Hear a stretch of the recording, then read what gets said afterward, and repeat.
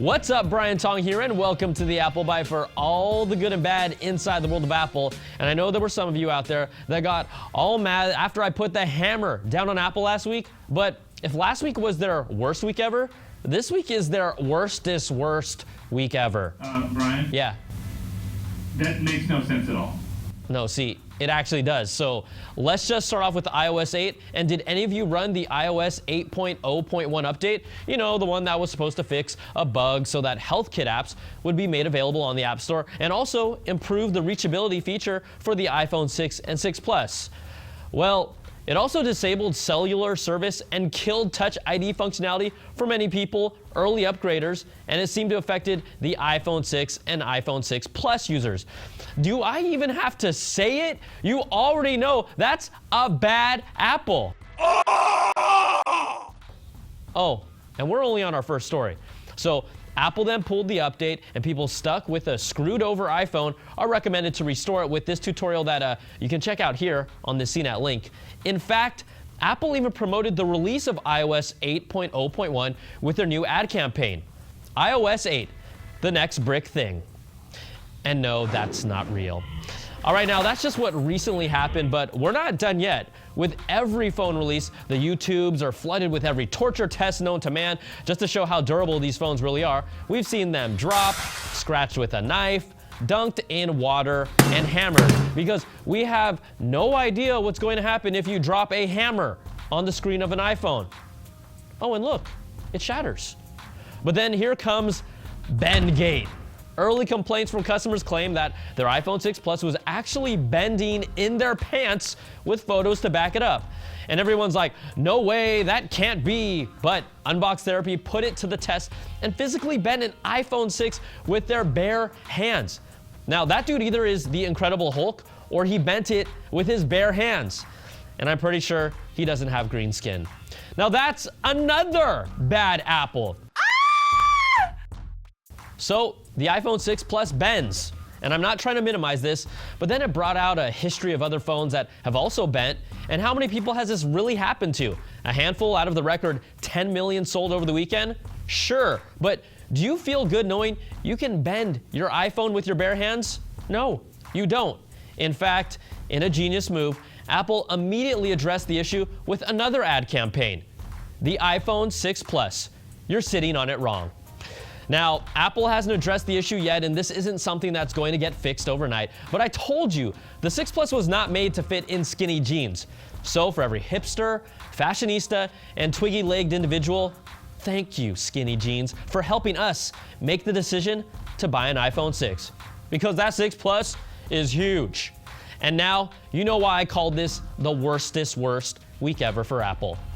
Oh, and also hitting the theaters this week, starring Tim Cook and Johnny Ive, bend it like iPhone 6. Now, there are actually some good stories this week. Here's a couple really good things about the iPhone 6 and 6 Plus. The new iPhone cameras ranked first together in the respected DxO Mark Mobile test that's considered the definitive ranking, with an overall score of 82 surpassing the Samsung Galaxy S5 and the Sony Xperia Z3 and every other competitor. The iPhone 6 and 6 Plus cameras set the gold standard for smartphone image quality according to them, with faster focusing, very good and generally reliable auto exposure, and fast and accurate autofocus. Even website Snap did a cool feature where they took the same picture with every generation iPhone that's worth checking out to see how it's evolved and really improved over time. So good news, the iPhone is back on top again for smartphone photography. All right, now it may not be advertised, but the new iPhones also support fast charging and are equipped with the hardware to support 2.1A charging, but ship with the slower power adapter. Well, you know what? We might as well just throw out another bad Apple while we're at it.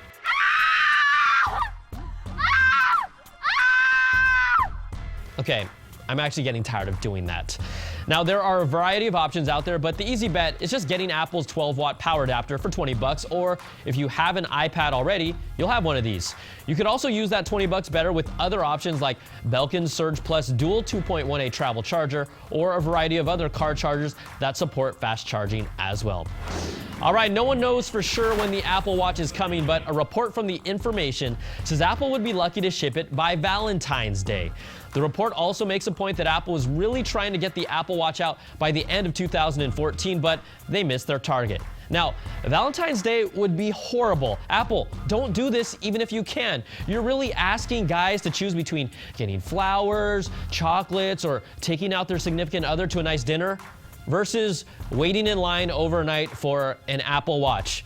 And nothing says I love me like getting an Apple Watch for myself. Aww. All right, let's announce the winners for our decals for MacBooks.com giveaway, where I asked you, what did you do for iOS 8 last week?